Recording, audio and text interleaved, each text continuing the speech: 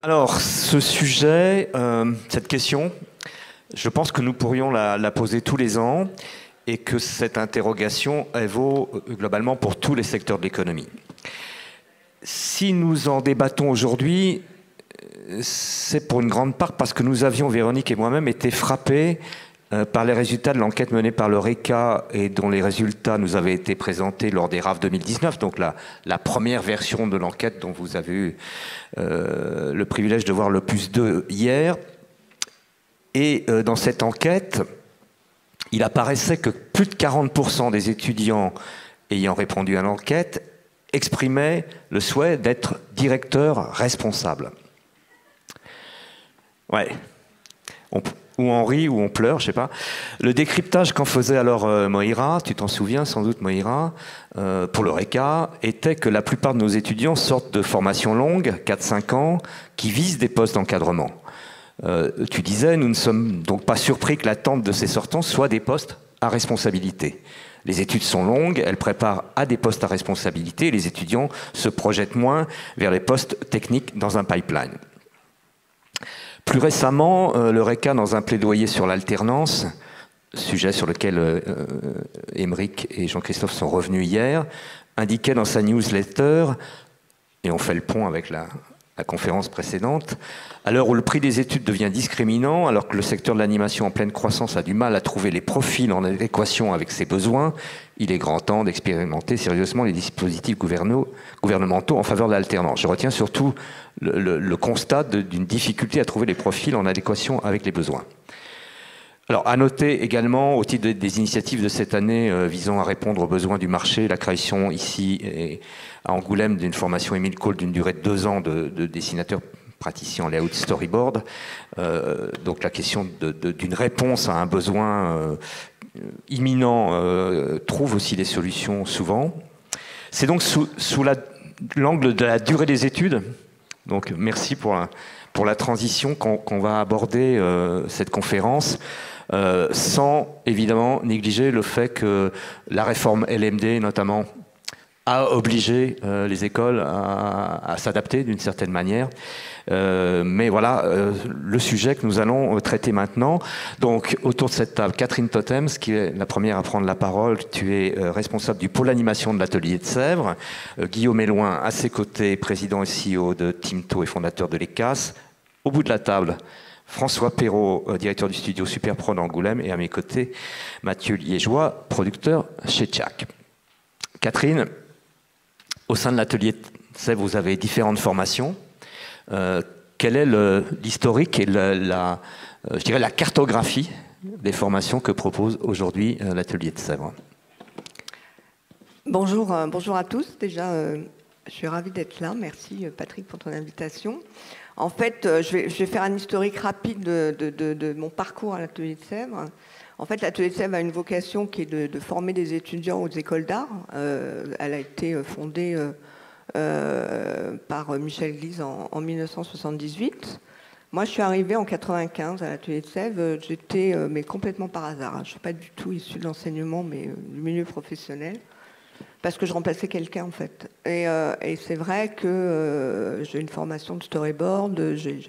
J'ai bossé beaucoup en pub et aussi dans l'édition. Et bon, bref, je ne vais pas raconter ma vie. Mais en 98, j'ai des étudiantes qui sont venues me voir, qui m'ont demandé de les aider à préparer une école qui s'appelait Gobelin, dont Moïra était une digne représentante, qui est là.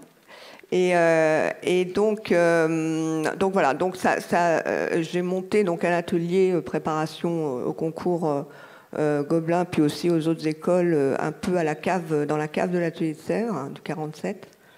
On était très peu nombreux, on n'était pas super considérés à l'époque parce qu'on nous appelait les donjons et les dragons. Et ça a bien marché. J'ai rencontré Hélène Beau à l'époque, qui était responsable pédagogique de Gobelin. Et en 2013, donc à l'issue de la réussite des étudiants qui étaient un petit peu sur cette option, on a monté la prépa. Donc la prépa, on a commencé, prépa, qui est une prépa intégrée, attention, pas intégrée, pardon, autant pour moi, qui est une prépa qui prépare au concours de toutes les écoles de cinéma d'animation, qu'elle soit publique ou privée. Donc on a commencé, on était 70 étudiants, maintenant ils sont 240. Et je pense que tous les directeurs d'école qui sont ici ont des étudiants issus de la TUSF. On a un panel d'alumni aussi qui participent maintenant à tous les grands projets. Prépa en un an. Prépa en un an. Même en 2 ans, parce qu'il y a certains concours qui étaient assez difficiles. Maintenant, c'est vrai que le paysage a changé, puisqu'il y a beaucoup d'écoles qui s'intègrent maintenant en bac ou en bac plus 1, même si par Parcoursup, par les réformes, etc. En 2016, nous avons monté une école qui était l'équivalent d'un bachelor, qui s'appelle l'Atelier supérieur d'animation, avec un cursus qui est basé sur des modules de workshop et de cours. Ils faisaient et ils font toujours 7 films en 2 ans, et ils ont 1 an pour faire un film de fin d'études. Ce sont des auteurs-réalisateurs, donc tu parlais justement de ce profil un peu ambitieux qui est de former des auteurs-réalisateurs. Et là, on passe en 5 ans parce qu'on s'est rendu compte en effet que c'était compliqué. Qu'en plus, par rapport au titre, on ne pouvait pas avoir un niveau 7 en 3 ans. Donc, je vais reparler un petit peu de ces profils. Aujourd'hui, sur la première promo, on a 78% de placement sur 6 mois positifs. Et aujourd'hui, ils bossent tous, quoi. Donc ça, ils sont dans les studios comme Xilam, Folivari, Faust, Folimage, La Cachette. Je fais la liste pour oublier personne. Bobby Prod, Amopix, Tant mieux Prod. Sur les films en sortant de l'école, on a 2 étudiants par an à peu près qui y vont. Remember, Melting, Brunch et Team2, Je suis bien content, etc., etc. Donc, c'est vrai c'est une formation plutôt 2D. On a des profils. L'intérêt, c'est l'accompagnement individuel. On n'a pas beaucoup parlé de l'humain depuis ce matin, je trouve. Et je voudrais revenir là-dessus. C'est l'accompagnement individuel. On a certains professeurs qui sont là dans la salle, des étudiants. Donc aujourd'hui, on a des profils complètement différents qui sortent.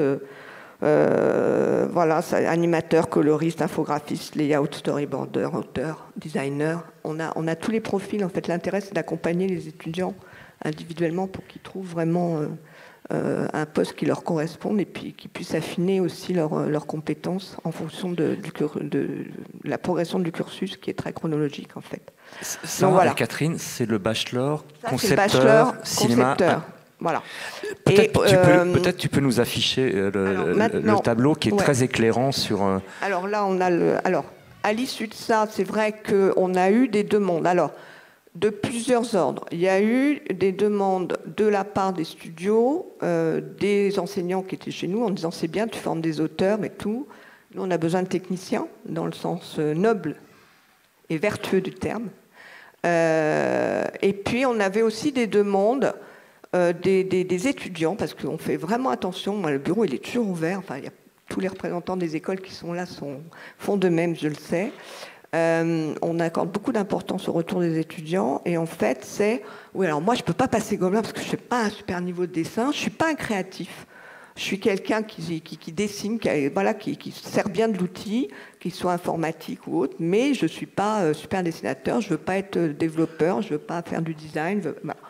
Et on ne peut pas rester à l'école. Voilà. Donc il y a eu cette demande-là. Il y a eu la demande des studios, des professeurs, et notamment de Julien David, qui travaille avec Kao Animation, Melting et tout ça, qui nous ont dit c'est bien, tu formes des auteurs. Nous, on ne trouve pas les profils vraiment qui nous correspondent.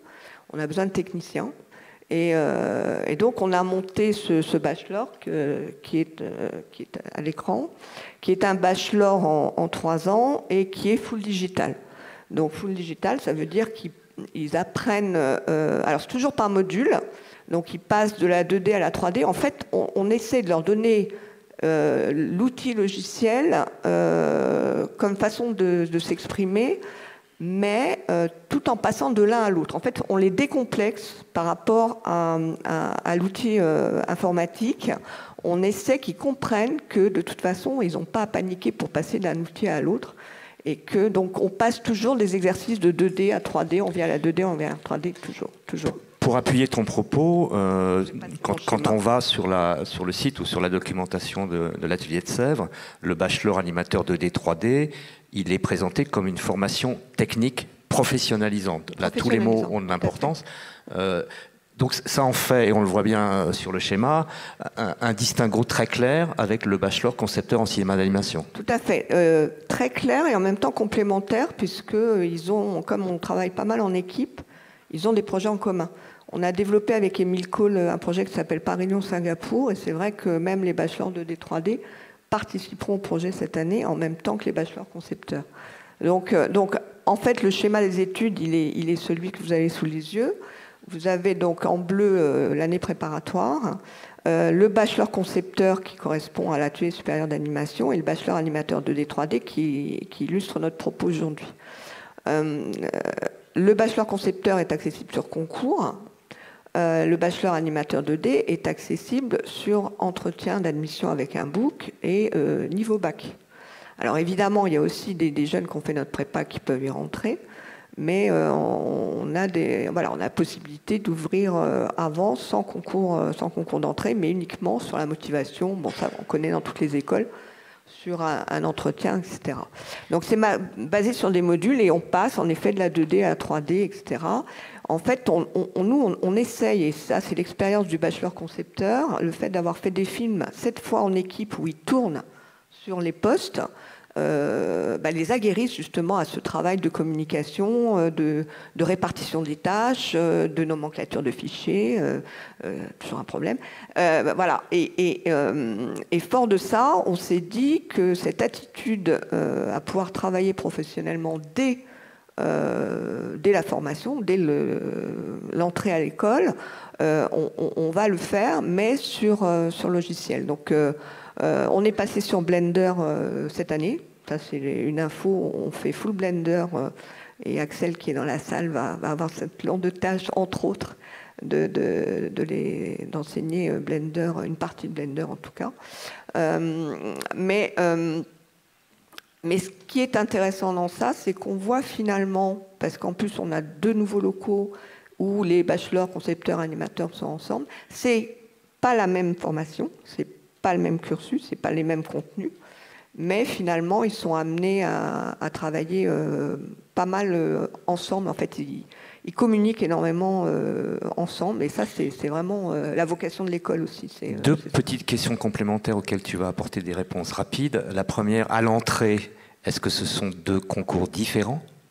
Alors, c'est pas un concours pour le bachelor 2D 3D, c'est un entretien avec les responsables pédagogiques et les coordinateurs, alors que pour le bachelor concepteur, c'est un book en préadmission, une épreuve de storyboard, une épreuve de scénario, parce que l'écriture a beaucoup d'importance chez nous, et ensuite c'est un entretien avec une démo, etc. Donc c'est pas du tout c'est beaucoup plus ouvert sur le bachelor 2D 3D. On a choisi d'avoir des effectifs, je reviens sur les effectifs tout à l'heure, on a choisi d'avoir des effectifs de 20 personnes en bachelor 2D 3D, et donc ils rentrent en décembre et sortent en juin. Il y a 6 mois à l'école et 6 mois en stage. Ça leur permet aussi, et la validation de la 3e année se fait sur un film en équipe, mais il y a aussi, ce qui est très important, le retour des directeurs de stage qui va compter aussi dans la validation de ce cursus. Et dernière question, les passerelles, les flèches semblent indiquer que quel que soit le bachelor choisi, on peut tout de même accéder au master. On peut rentrer en master. Donc le master auteur-réalisateur, il se passe en 2 ans, c'est-à-dire avec une année de pré-prod, avec des cours sur la production, des cours sur la sociologie de l'image, la réflexion autour de toutes les questions qu'on a abordées sur qu'est-ce que c'est que faire, qu'est-ce que ça représente en coût carbone, qu'est-ce que ça représente en message, qu'est-ce qu'on fait, pourquoi on fait un film aujourd'hui, le talent il doit être au service d'un propos, il ne faut pas laisser les autres parler à sa place, je pense. Donc tout ça, c'est ces notions qui sont extrêmement importantes, et donc ils font tout un dossier de pré-production avec à toutes les étapes du scénario, au traitement, au développement visuel, au board, à l'animatique, et ils montent un dossier de type CNC pendant 1 an, avec énormément de recherches en appui de leur scénario. C'est des films seuls, et ils fabriquent leurs films avec uniquement un appui technique en dernière année de master. Merci. Toutes techniques confondues, excuse-moi. Chez nous, on fait de la stop motion, on fait du papier découpé, on fait de la peinture animée, on fait du documentaire animé, on fait du clip, on fait toutes sortes d'animations. Catherine, je mesure la frustration qui doit être la tienne quand je t'accorde 10 voir minutes pour le présenter tout ça. Mais peut-être, et sans doute on aura l'occasion d'y revenir. Guillaume. Merci. Guillaume, et peut-être même dans le cours de cette discussion. Guillaume, tu es là à un double titre, celui de CEO de Timto, mais et aussi de fondateur des ECAS, après je devrais dire. Voilà. Bon, j'imagine qu'il y a des constats de départ qui ont prévalu à la fondation de cette formation si particulière. Tu étais venu en parler ici, je crois, il y a quelques années. Maintenant, il y a du recul. Est-ce que ces constats, c'était d'abord la pénurie sur certains postes et peut-être aussi un point de vue sur la sociologie des gens qui travaillaient dans l'animation et la difficulté d'accès de certaines typologies de population? Je ne me trompe pas? Tu ne te trompes pas, clairement. Donc, si on peut switcher les présentations, s'il vous plaît. Voilà. Alors. Ok. Donc, effectivement, l'ECAS, c'est une école gratuite et solidaire qu'on a montée en 2017. Et comme tu l'as dit, suite à une réunion qu'on avait eue avec le CNC un an avant, qui pointait le fait qu'à échéance de 2022, il y aurait un déficit d'environ 2500 profils, tous profils confondus, pour l'écosystème de l'animation en France. Donc c'est vrai que ça faisait peur et du coup on s'est dit qu'il fallait prendre le taureau par les cornes et on a décidé de monter une formation d'animateur et aussi parce que on se rendait compte que il y avait tout un pan de la population française qui n'avait pas accès à ce métier. Du fait qu'ils n'avaient pas des parents susceptibles, des parents ou autres, mais susceptibles de garantir les prêts étudiants. Voilà. Donc avant de parler de l'ECAS, je vais rapidement présenter Timto, parce que c'est dans la suite logique. Et puis après, je m'attarderai sur comment on a fonctionné pour monter l'ECAS. Donc Timto, c'est un studio que j'ai cofondé en 2005, qui travaille essentiellement sur des séries d'animation, même si on a fait un long métrage en 2014, qui s'appelait Gus, Petit Oiseau, Grand Voyage.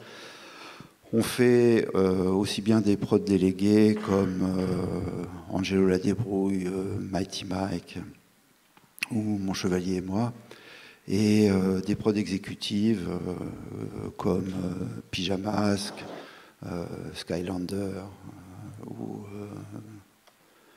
Elena Valor pour Disney. On est un studio de passionnés. Au départ, c'était 5 personnes. Bon, maintenant, c'est 500.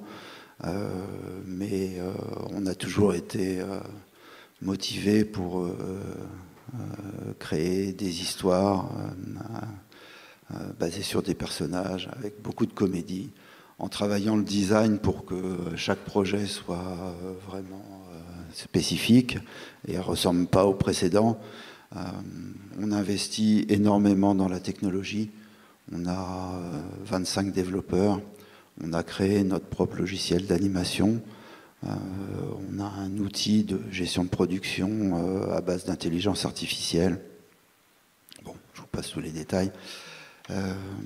Et on est effectivement très concerné par l'inclusion et la balance des genres.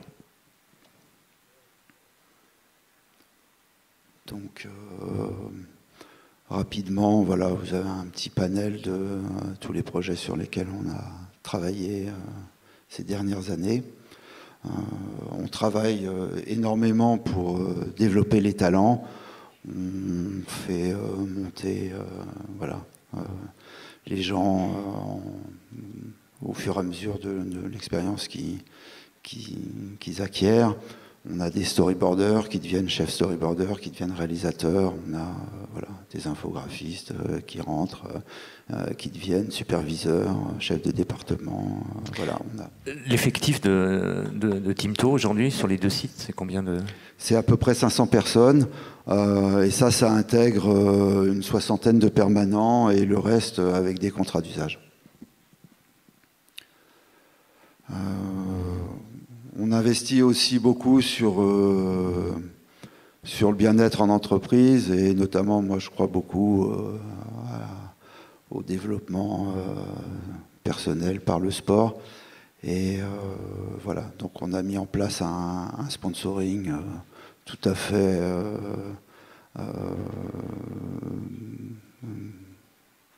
convivial.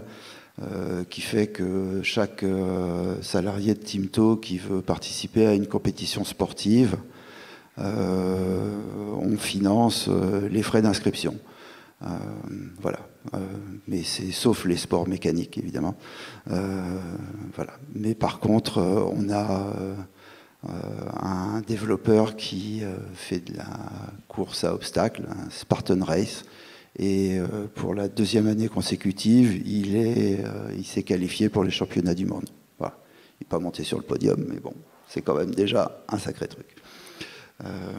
Et puis, pour terminer sur Timto, on est très fan des petits à côté du studio, qui était un peu mis de côté pendant la pandémie, mais bon, dès que ça a été un peu terminé, la teuf en gros. On a un peu repris les pots, les fêtes, voilà. Bon, allez, j'en ai fini pour Timto. Donc on va passer à l'ECAS. Je vais vous montrer une petite vidéo déjà pour commencer, et puis après on rentrera dans les détails.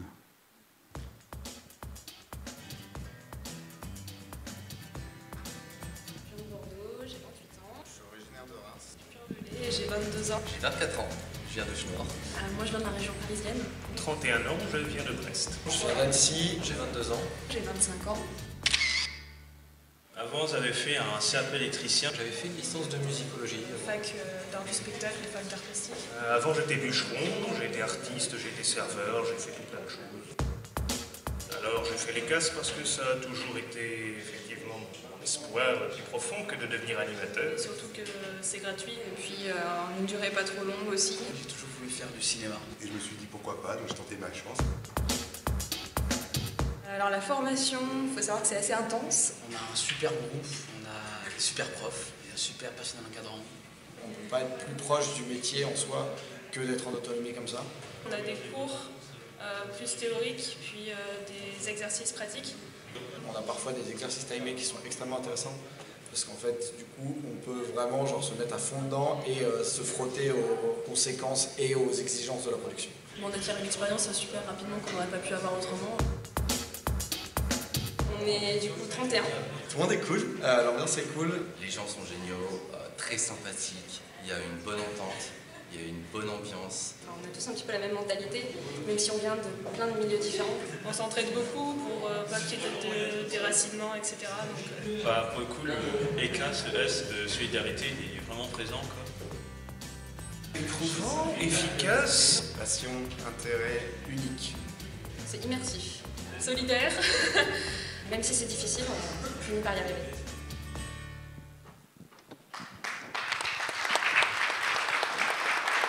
Merci.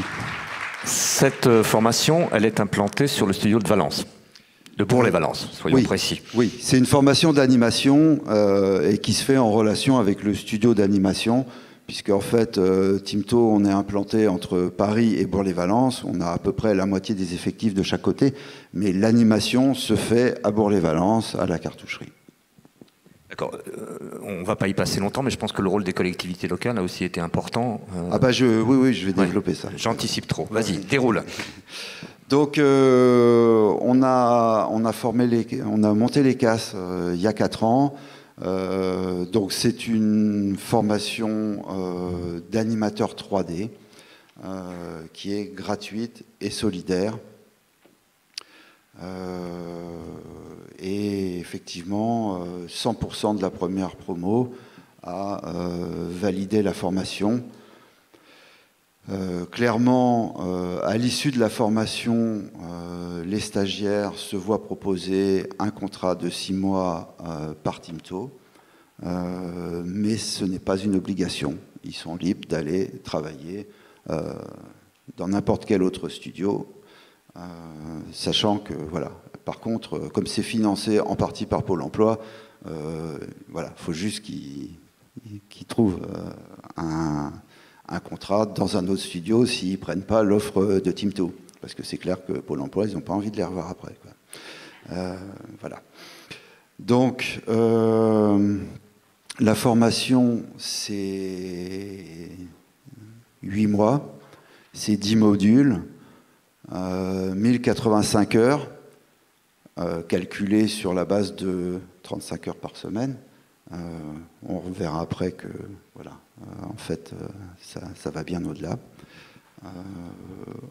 Et on a aussi, à partir de cette année, monté une formation en storyboard qui se fait sur 7 mois avec voilà, 6 modules, dont 3 qui sont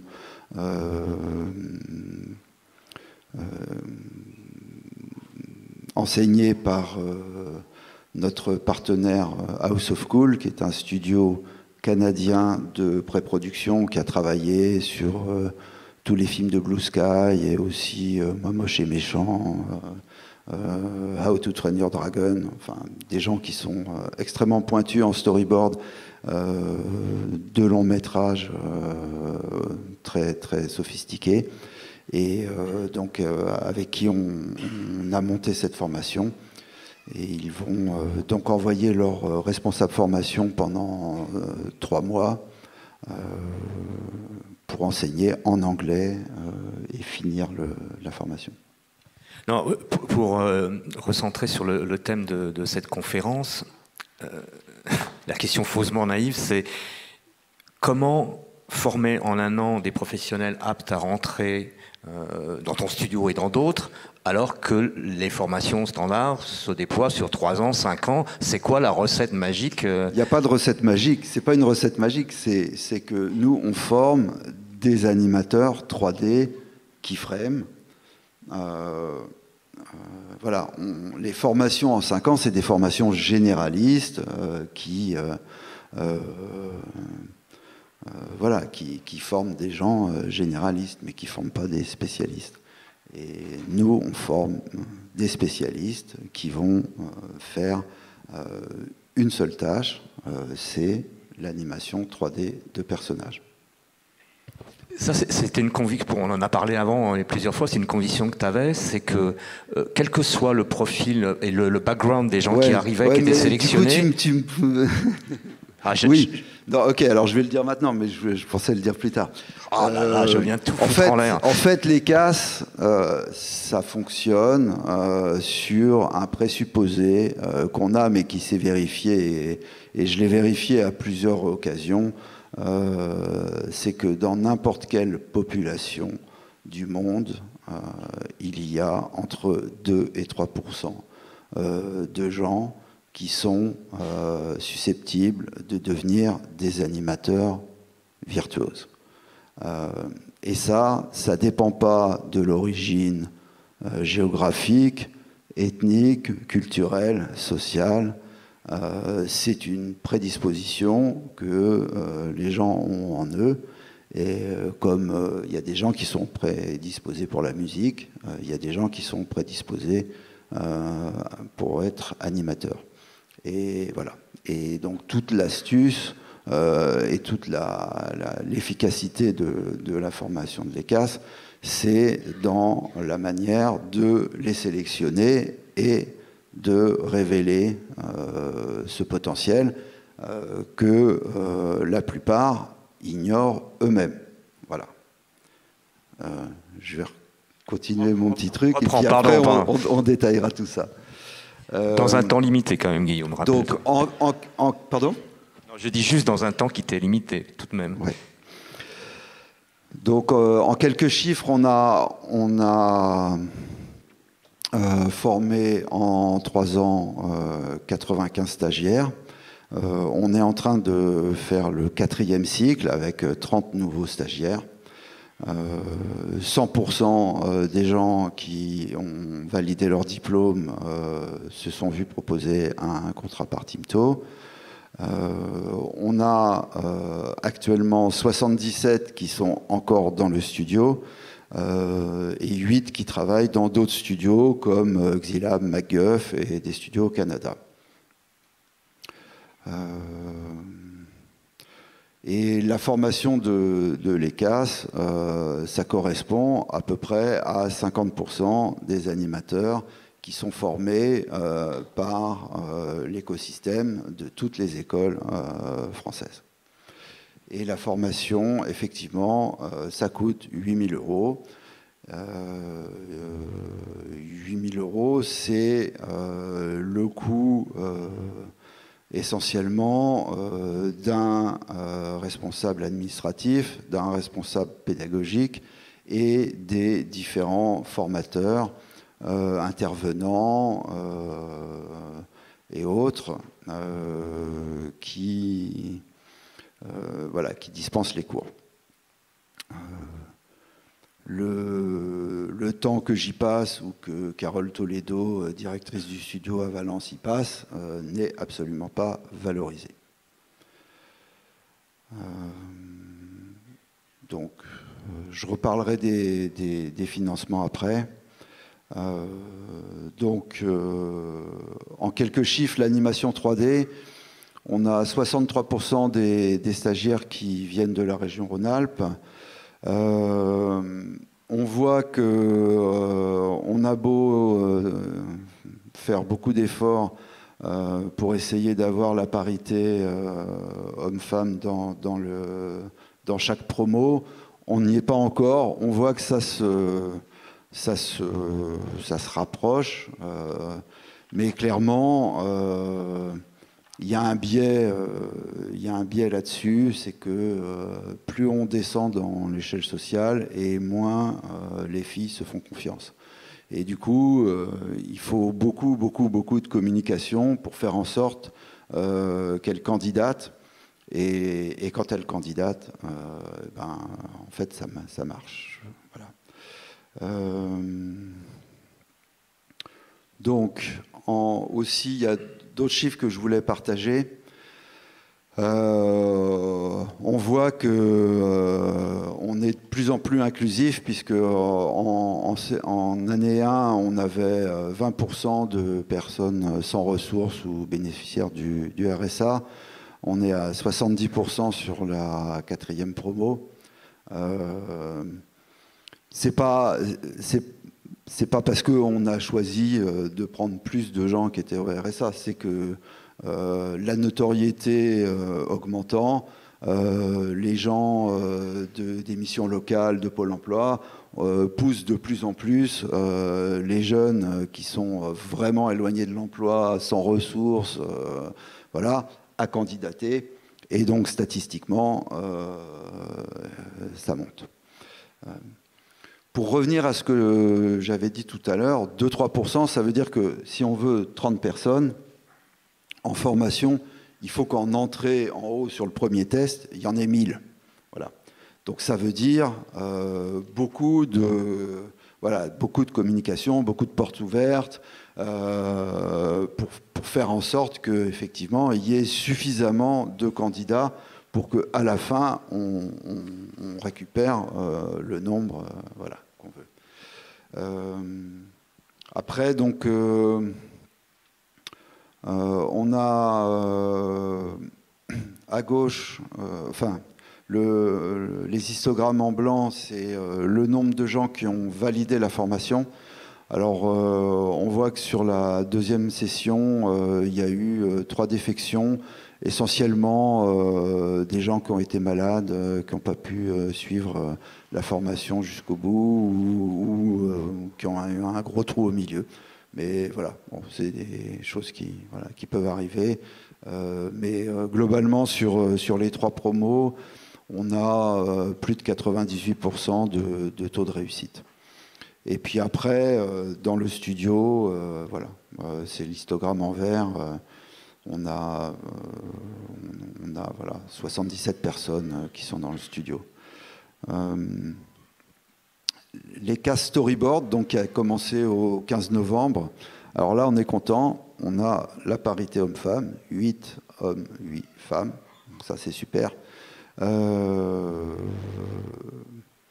Et effectivement, c'est des gens qui sont un petit peu plus âgés que la formation animateur.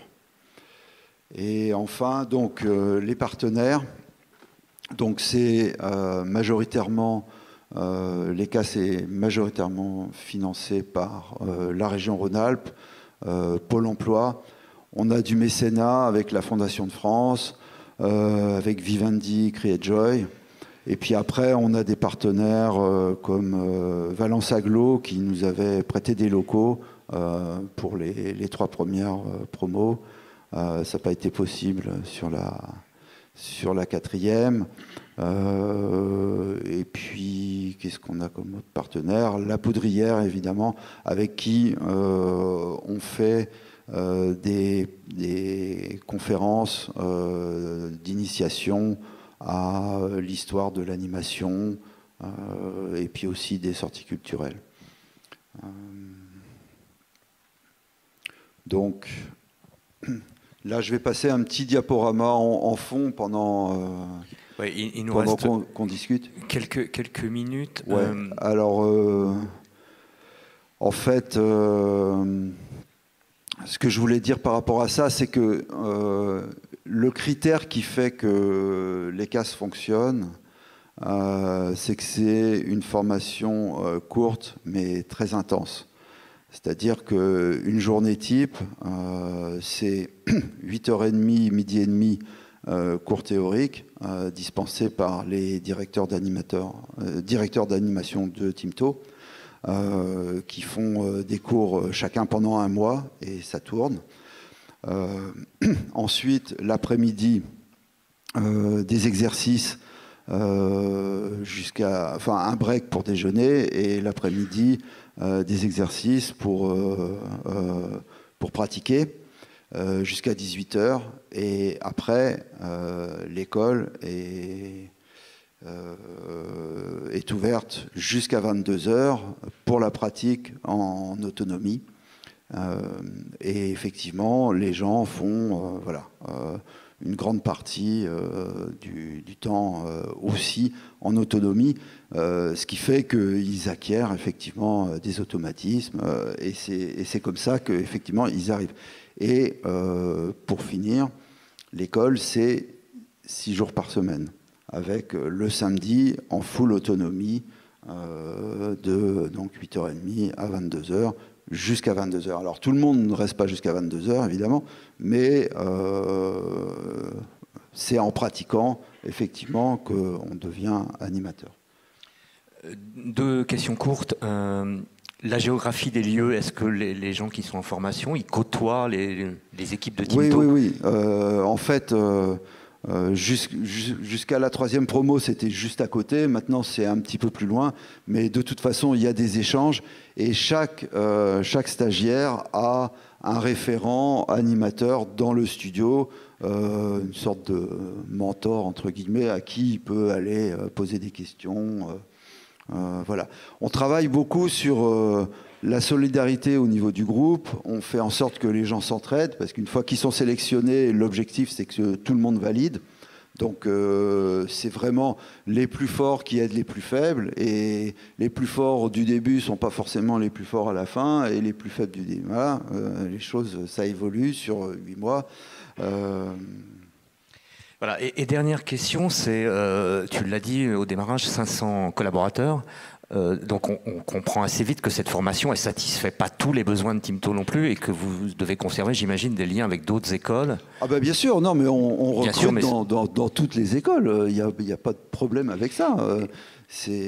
Là, on a décidé parce que voilà, on avait anticipé un métier en tension, c'était les animateurs. Voilà, on a formé 90 animateurs, il y en a 77 dans le studio. On continue et on continuera. Un truc aussi que je voulais dire, c'est deux choses. La première, c'est que l'ECAS, la formation de l'ECAS, l'ECAS, c'est une association à but non lucratif et c'est un modèle open source. C'est-à-dire que s'il y a un studio en France ou dans le monde qui est intéressé par dupliquer l'expérience, à condition de signer la charte et de s'engager à ce que ça soit gratuit pour les étudiants, nous, on est prêt à donner tout le matériel, les logiciels, les exercices et à faire un accompagnement pour créer voilà, une ECAS, peu importe où. Ça, c'est un premier truc. Et deuxième truc, c'est que si pour la promo 5, donc de l'année prochaine, il y a des studios qui sont intéressés pour embaucher des étudiants à la sortie, on est tout à fait OK pour en discuter en amont, se mettre d'accord, sous réserve de participer un petit peu au financement, puisque Timto finance 15% de l'ECAS, donc au prorata du nombre d'animateurs qui récupéreront à la fin. Mais ça peut être aussi une solution. Voilà, s'il y a des besoins dans d'autres studios et qu'ils n'ont pas envie forcément de monter une formation, de faire une collaboration sur la cinquième promo. Merci, je ne doute pas qu'il y aura des questions et on va garder du temps pour ces questions à la fin de ces présentations. Je vais passer la parole à François. J'ai vu que tu avais lutté beaucoup contre le sommeil, là. Donc, la soirée a dû être redoutable. François, toi, tu es ici. Allô ? Ouais, ici à Angoulême. Tu diriges le studio Superprod. Donc, et on en a parlé, donc ça.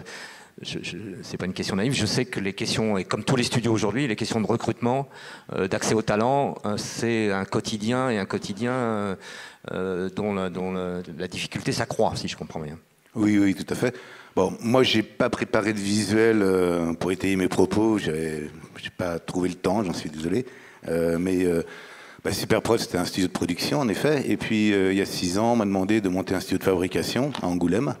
Et puis il fallait partir de rien. Et en effet, j'ai beaucoup de points communs avec ce que dit Guillaume sur notre façon de travailler, en mettant évidemment l'humain au centre de tout déjà dès le départ. Et après aussi, faire beaucoup de formation interne.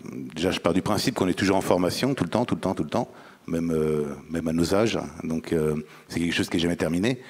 Et donc il a fallu partir de rien pour arriver déjà là où on en est actuellement. Alors, je vais parler particulièrement aussi de l'animation, parce qu'il a tout à fait raison là-dessus. La plus grande masse salariale qui compose les studios, c'est souvent les animateurs. Et je pense que c'est intéressant dans les écoles de dire aux jeunes, en effet, que là où ils auront le plus de chances de trouver un emploi une fois leur formation terminée, c'est à l'animation, le layout aussi, enfin à quelques postes. C'est par exemple qui veut faire du grooming, du FUR, enfin maintenant on appelle ça, je sais plus, enfin du grooming, FUR, je sais plus comment on appelle ça exactement, mais il y en a très peu, il n'y a pas énormément par exemple de postes, donc voilà quoi. Je sais qu'après c'est un choix évidemment et puis des inclinaisons. Donc nous d'emblée on n'a pas eu trop le choix non plus parce que on n'a pas monté une école, mais on a fait beaucoup de promotion, de formation interne et aussi de promotion interne. Là, on est à peu près 115 animateurs sur les 2 sites, parce que j'ai aussi constitué des équipes à Paris, parce que c'était pas possible de les avoir qu'à Angoulême, par rapport aux productions qu'on avait. Et là, pour ce faire, eh ben, il a fallu évidemment, et je sais que mes collègues à Angoulême, Didier, le Spirit ou Anthony et ça, on fait beaucoup de travail de formation interne au sein des studios, une fois que les gens arrivent chez nous. François, faire de la formation interne pour des juniors, j'imagine, essentiellement, qui sortent des écoles, est-ce que c'est la marque que ce qui est dispensé dans les écoles ne s'adapte pas totalement aux besoins que vous avez, vous, ensuite, de façon pratique dans le studio? Non, il y a déjà un grand travail qui est effectué par les écoles. Déjà, le premier travail qui est très important à mes yeux, en effet, et c'est pour ça que je n'ai pas d'opinion vraiment sur les durées de formation, mais c'est la connaissance du logiciel. Bon, nous, on fait de la full 3D keyframe sur Maya, essentiellement. Donc déjà, c'est assez limité. Après, par exemple, quand on donne, c'est par le rendu qu'on va jouer sur nos productions qu'on pourra donner un rendu 2D tradi, un rendu stop-mo, clay motion, quoi que ce soit. Donc on jouera, ou même aussi par la façon d'animer, quoi. Mais par simplicité, c'est plus simple pour nous actuellement, en effet, de toujours partir d'une animation 3D en keyframe sur Maya. Donc c'est là-dessus qu'on part. Et donc les gens, quand ils viennent, la première chose dont on a besoin, c'est que franchement, une très bonne connaissance du logiciel. Et après, en effet, selon les départements, j'ai plusieurs superviseurs, évidemment, pour chaque département. Et les superviseurs vont choisir les écoles qui sont plus ou moins spécialisées en fonction, évidemment, de leur réseau et puis de leurs connaissances sur certaines disciplines.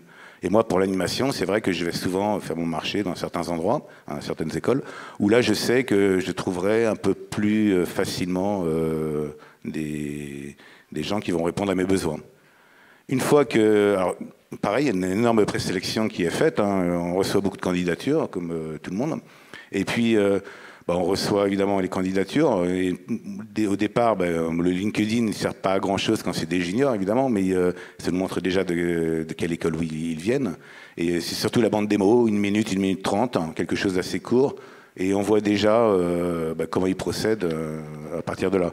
Les profils qui nous intéressent, après on les recontacte. On fait un premier entretien avec signature de NDA, parce que maintenant c'est très important d'avoir des fiches de confidentialité évidemment signées, donc ça retarde un petit peu, mais bon, c'est un processus juste à mettre en place.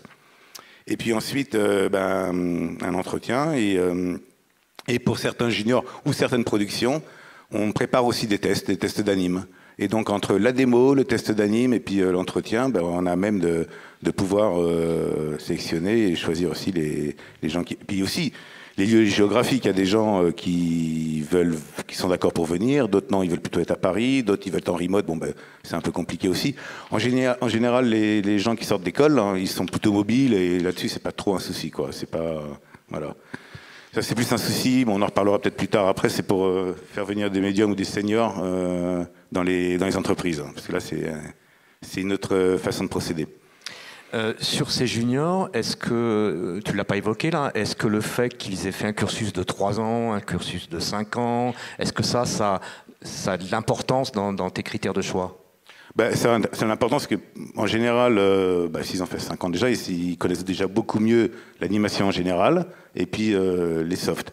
Et puis après, comme je te dis, moi, il y a certaines écoles qui spécialisent plus en animation réelle, enfin animateur pur, keyframe, comme disait Guillaume, et puis d'autres, peut-être un peu moins, ou d'autres aussi qui sont 2D, t'en as certains qui sont 3D. Enfin bon, moi, c'est vrai que quand j'étais arrivé à Angoulême, j'ai vu certains directeurs d'école très intéressants, avec des super... Des talents très forts, quoi. Mais c'était de la 2D. Et c'est vrai que moi, je fais de la 3D, donc j'allais pas former les gens au soft, en plus. Donc voilà, quoi. Donc déjà, ça présélectionne aussi là où on va faire notre marché. Voilà. Et puis après, une fois qu'ils arrivent, en effet, ils ont appris pas mal de choses. Ils arrivent déjà pourvus d'un bagage, heureusement d'ailleurs. Et une fois qu'ils sont là, on continue à... il leur faut quand même 2-3 mois vraiment pour s'habituer aux logiques d'entreprise, minimum. Et puis travailler sur une série avec un pipe défini, quand il est défini en plus, parce que des fois il est encore en mouvance, avec des façons de travailler, des équipes, des contraintes de productivité, des contraintes qualitatives qui sont diverses selon les réalisateurs et les commandes, et les budgets, parce qu'évidemment que c'est pas les mêmes choses. Il y a certaines productions internes qui sont de nous, où là, par exemple, c'est nous qui allons définir le ratio qualité-quantité. Enfin, moi, c'est un peu ce que je dois faire pour certaines productions, pour que ça puisse fonctionner dans un budget qu'on me demande et avec la meilleure qualité voulue. La meilleure qualité, c'est pas forcément la plus grande fluidité. Il y a des séries très très simples qui sont, et encore, c'est même pas très simple d'ailleurs, mais il y a des séries qui sont excellentes parce qu'ils ont ils ont trouvé un style d'animation qui était très pertinent, quoi, et qui d'ailleurs ont eu des très grands succès grâce à ça. Donc ça, c'est un peu aussi notre rôle, à moi et mes superviseurs d'anime, de trouver ça aussi en fonction des productions.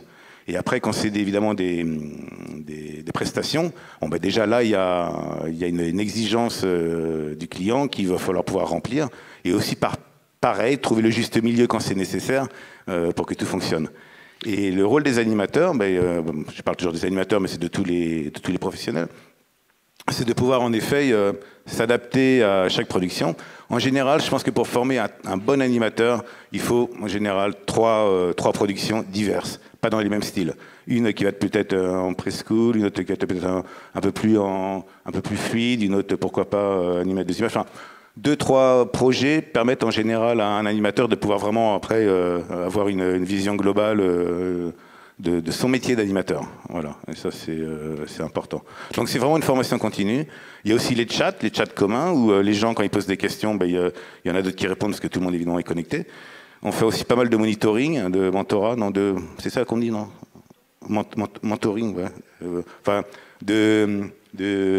Sur la base du volontariat, par exemple les animateurs seniors qui se sentent en effet de pouvoir transmettre aussi leur savoir. Eh ben, dans ces cas-là, ils sont toujours les bienvenus et on met un junior qui a envie dans ces cas-là. Et ça fonctionne aussi pas mal. Ça soulège le travail un peu du superviseur et du lead. Et le rôle de mes superviseurs et des leads aussi, pour moi, évidemment, c'est au service de la narration. Donc, qu'est-ce qu'on raconte? Avant tout, c'est ça. La forme, c'est-à-dire le soft, il est important évidemment, mais avant tout, c'est qu'est-ce qu'on raconte tout le temps. Donc, tu veux revenir aux fondamentaux. Et puis ensuite, c'est la formation tout le temps continue. Et les animateurs moi j'ai certains animateurs qui au bout de 3 ans, ils sont passés évidemment junior, médium, senior et même lead et superviseur sur certaines productions où on pouvait le faire parce qu'ils en avaient la volonté et aussi parce qu'ils en avaient les capacités. Et en général, jusqu'à là, on s'est jamais planté. Je touche du bois, on va bien voir, mais c'est vrai que pour l'instant, ça marche plutôt bien. Et c'est vrai que dans mes recrutements, on fait beaucoup de... Là, je suis un peu plus serein maintenant. Bon, là, j'en ai pas l'air parce que je suis pas habitué à parler en public, mais je suis un peu plus serein maintenant parce que ça fait il y a un mois encore, j'avais pas encore tout à fait. Là, je suis en train de terminer ce recrutement anime qui est quand même au total maintenant on n'est pas loin de 115, ouais, je crois, sur les 2 sites. Et évidemment qu'on n'a pas recruté 115 personnes, on avait déjà au moins une quarantaine de personnes qui étaient dans le studio avant, mais ça a été très très intense ces 6 derniers mois. Et moi, ça me prenait la RH, ça me prend bien 1 heure minimum par jour, quoi. Voilà. Quel est tu accueilles des stagiaires aussi, je crois. Alors oui aussi. C'est intéressant de voir l'affiliation entre le stage et l'embauche éventuelle derrière. On procède aussi de plusieurs manières. En effet, alors on prend des stagiaires. Moi, je prends des stagiaires qu'en dernière année dans les écoles, dans le but de les embaucher, parce que c'est beaucoup d'investissement de former un stagiaire, et c'est pas mais si après on le forme puis qu'il part ailleurs, c'est un peu une perte pour moi, enfin pour nous, quoi. Je veux dire, donc. C'est vrai que maintenant, je prends vraiment les stagiaires qu'en dernière année. Et puis, le but, c'est qu'après, ils intègrent l'entreprise sur la production sur laquelle ils ont été formés. Des stages de 2 mois. 2 mois, je trouve que c'est le maximum parce que après, j'ai aussi besoin... Donc là, on a aussi un process qui est assez particulier, où avec 3 entretiens qui sont définis aussi.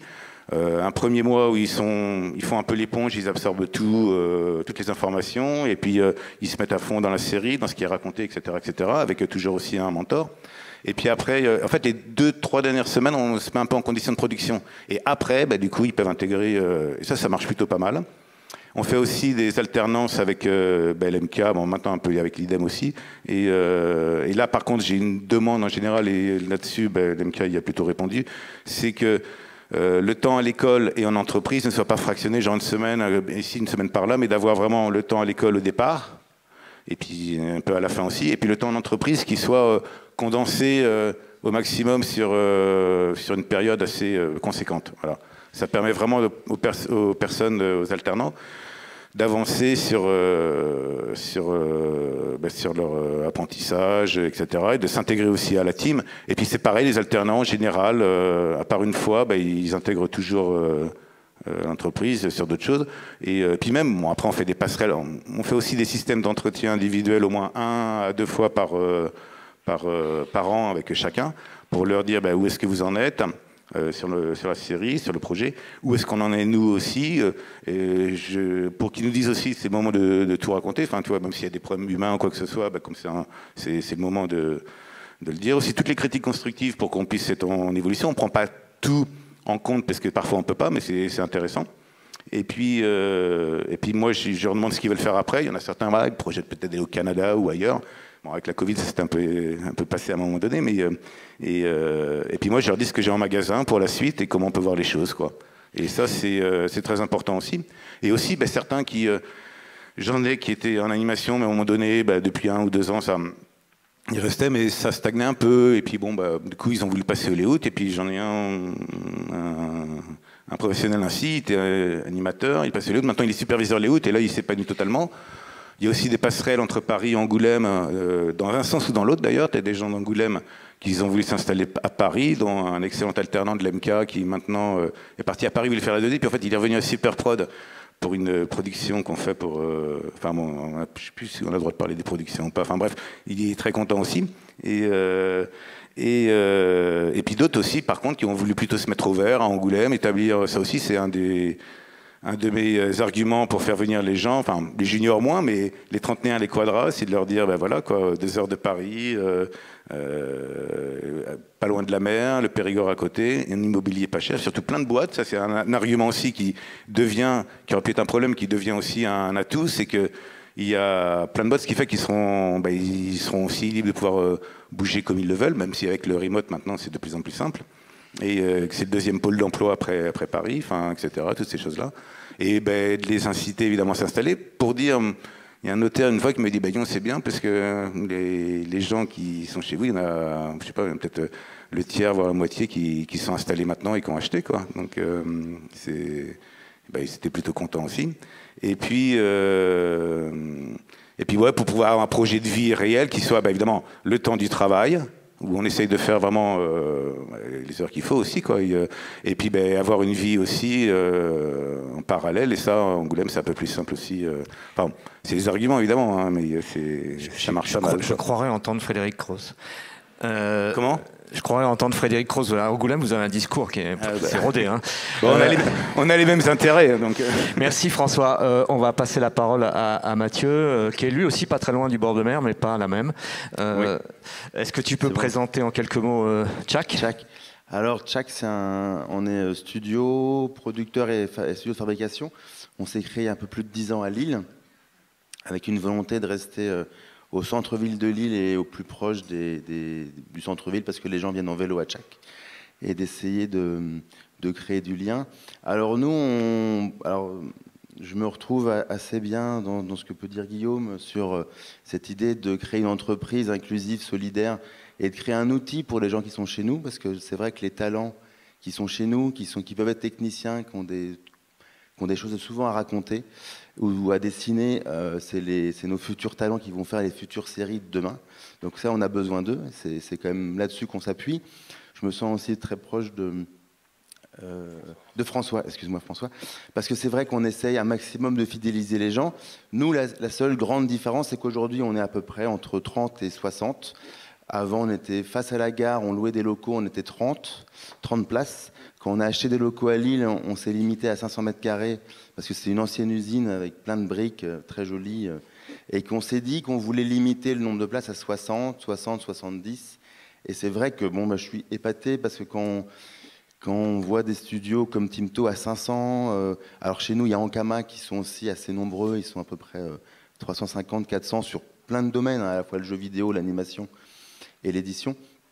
Nous, on a quand même cette volonté de rester plutôt autour de 50, 60, avec cette petite échelle, et d'essayer de trouver plutôt des partenariats, de travailler là-dessus, en fait. Avec cette différence d'échelle, les questions de recrutement sont les mêmes, sont différentes. Vous n'êtes pas seulement sur la 3D, Alors, nous, on est sur tous les domaines. C'est ça. C'est-à-dire que l'idée, c'est qu'on fait tout ce qui nous plaît, ce qui nous amuse et ce qui plaît aussi aux gens qui sont chez nous. C'est-à-dire que moi, ce que j'adore, c'est les rencontres. C'est rencontrer des gens, rencontrer des auteurs, travailler avec des auteurs, rencontrer des techniciens, rencontrer des gens. Donc là, on a rencontré des gens, un producteur qui est rentré en Hauts-de-France parce qu'ils étaient plutôt dans l'Oise, à côté de Chantilly. Et avec Zadig, ils avaient un super beau projet qui s'appelle Chercher la femme. Ils sont venus nous voir parce qu'ils n'avaient pas de moyens de fabrication. Et c'est vrai que nous, on avait gardé une salle de 80 mètres carrés dans nos studios qui était un peu la salle à tout faire, la salle des fêtes. Et en fait, on s'est dit, tiens, on va la diviser, on va mettre des bâches. Et on a fait 3 petits box de stop motion. Et on a investi 40 000 €. On a fait un crédit auprès de la Nef, une banque solidaire. Et on a investi 40 000 € de matériel pour faire de la stop motion sur cette première production. Alors, nous, on était juste fabricants. Et du coup, on a essayé de fédérer d'autres studios parce que dans le Nord, il y avait des gens, une dizaine de personnes à peu près, à la fois animateurs, techniciens, décorateurs, producteurs, des gens qui venaient du spectacle vivant, qui venaient de la marionnette, des jeunes qui sortaient de l'école, qui voulaient faire ça en fait, qui avaient envie de... Et donc du coup, nous, on essaye d'agréger les volontés et de travailler autour de ça et de porter des fois des projets communs. Parce que, alors, il y a un truc très important, quand on a créé Nord Anime, il y a un peu moins de 10 ans, moi j'ai toujours travaillé sur la complémentarité et trouvé la complémentarité entre les différents acteurs, à la fois les structures, les studios, les producteurs, les écoles et aussi tous les intermittents, les auteurs. C'est-à-dire que Nord Anime, depuis quelques années, on est organisé en collège et en fait tout le monde discute autour de la table et c'est tous ensemble qu'on trouve des solutions.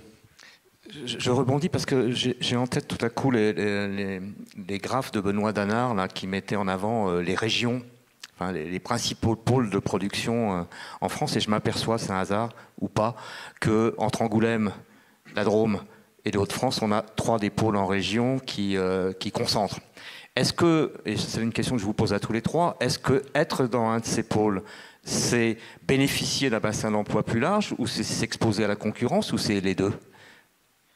En fait, donc nous, c'est vrai que pour le bassin d'emploi, alors comme on est beaucoup plus petit, tout est divisé en gros par 10. C'est-à-dire que toutes les difficultés sont divisées par 10. C'est-à-dire que quand nous, on cherche les animateurs, c'est moins de 10 ou c'est une quinzaine d'animateurs. Donc c'est vrai qu'on n'a pas les mêmes difficultés.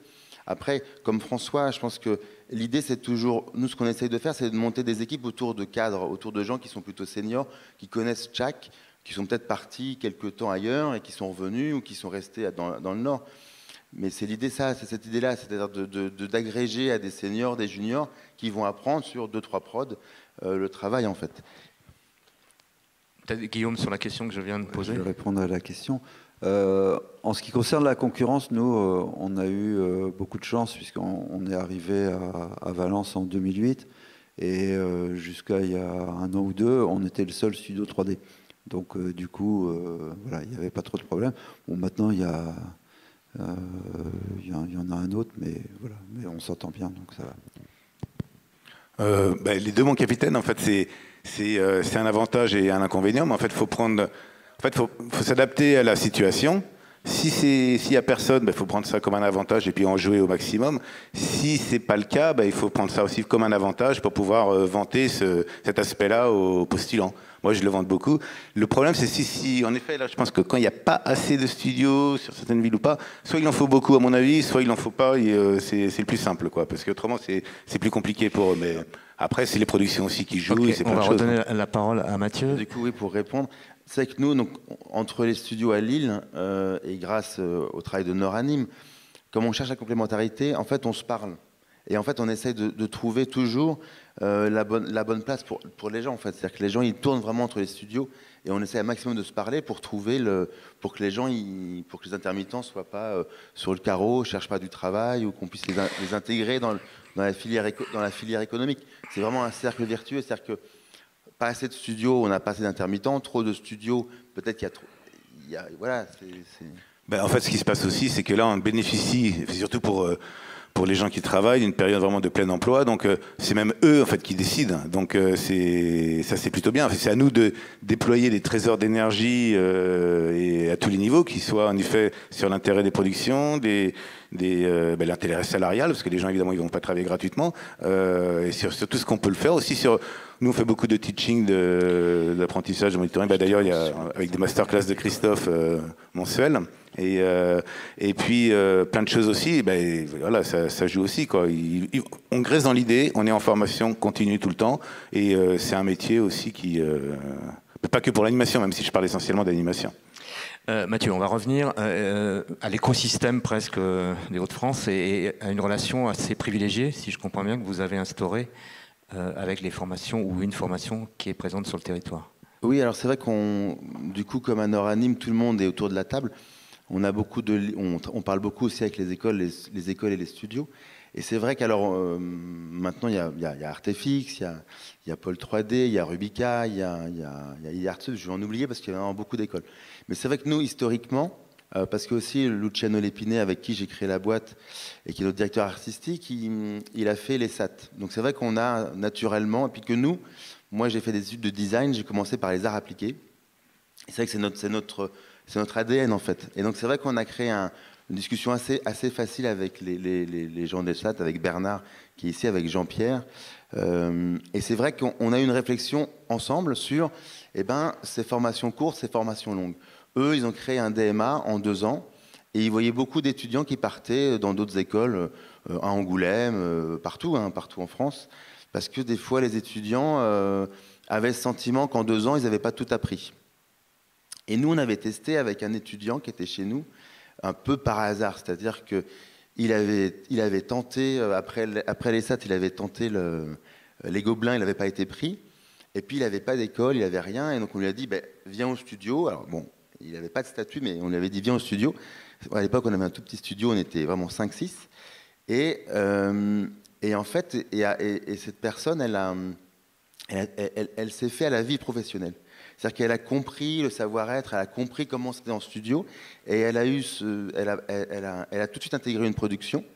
Et au bout de 2 ans, elle a repris ses études, elle a fait la poudrière, après elle a fait les arts déco, et après donc elle est restée un petit peu à Paris, et après elle est revenue chez nous. Et c'est un des piliers de Tchak aujourd'hui.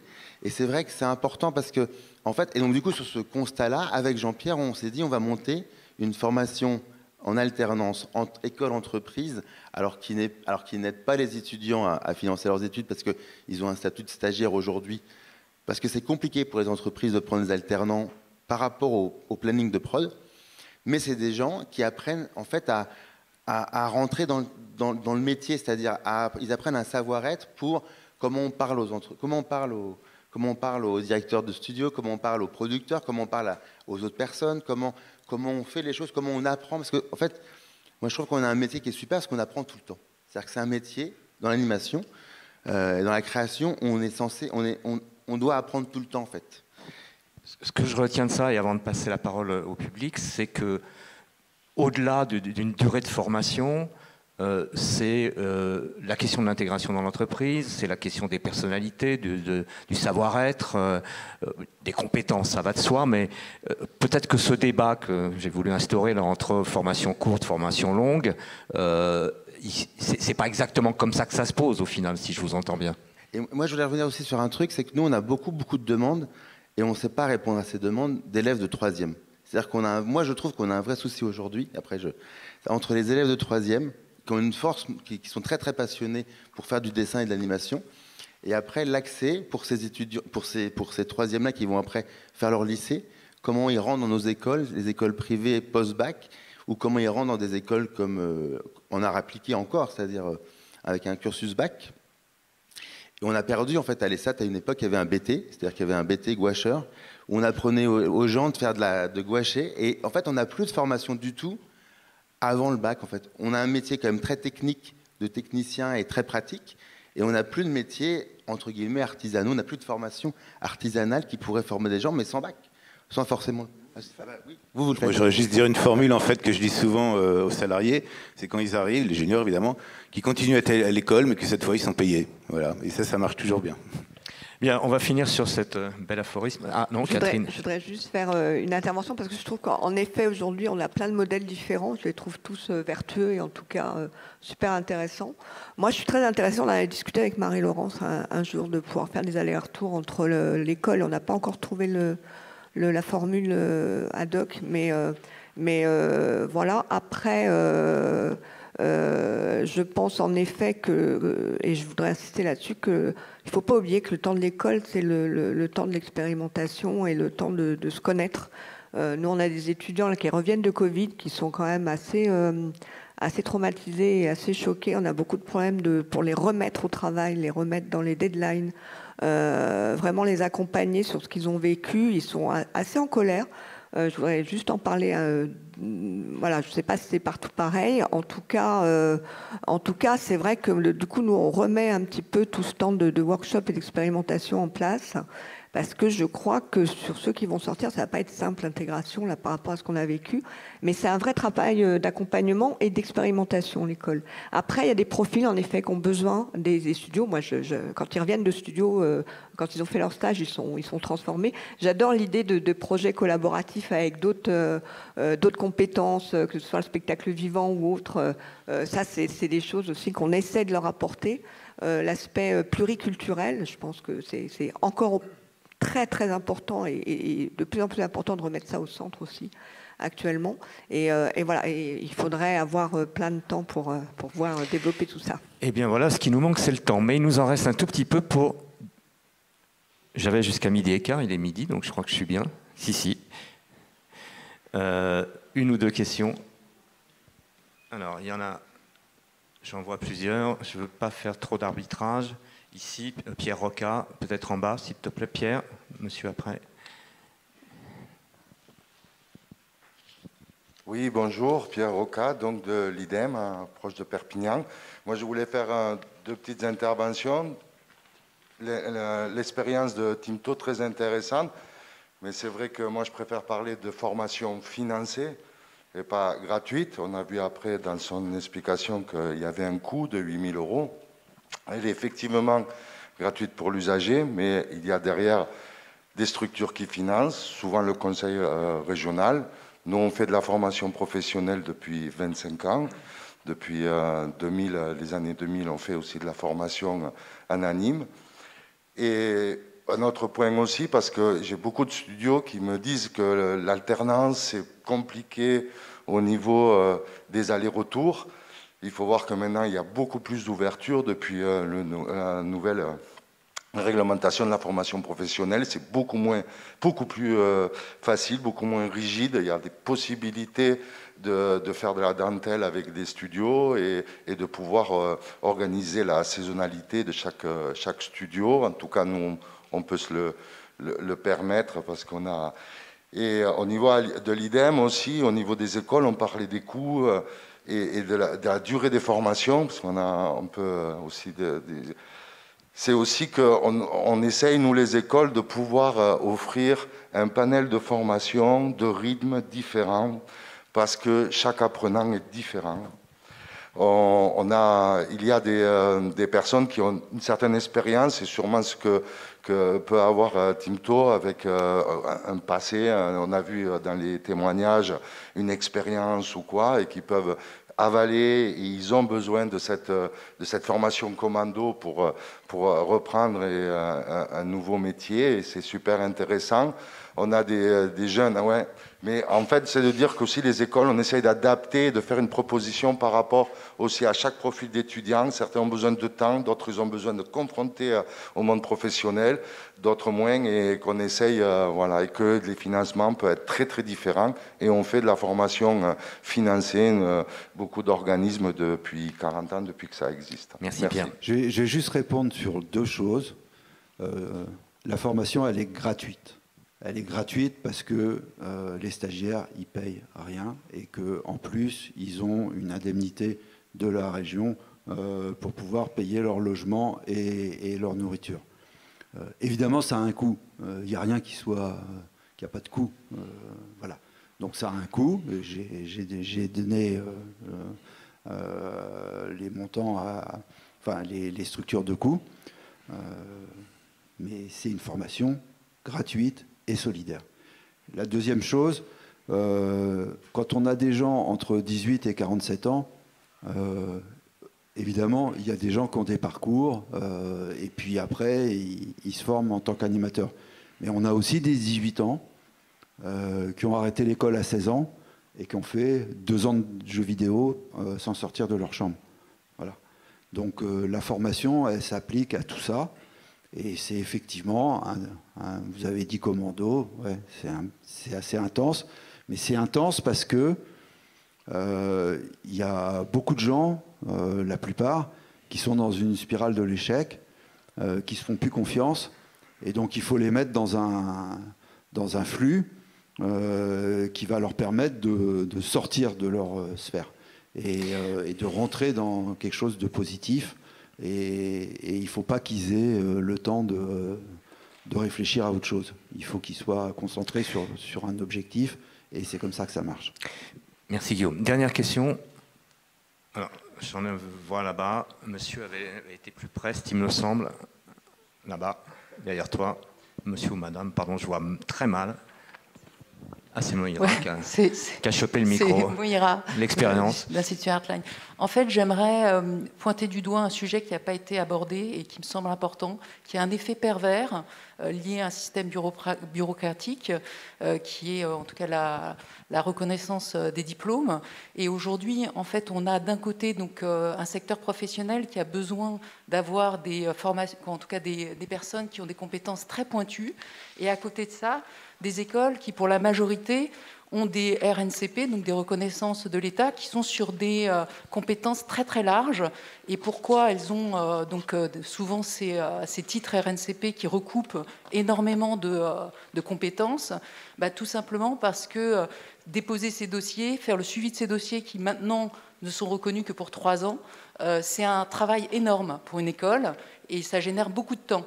Alors qu'en fait, on se rend compte que les besoins du secteur, c'est des besoins très pointus. Donc en fait, on devrait avoir beaucoup plus de CQP, beaucoup plus donc, de reconnaissance sur des compétences pointues.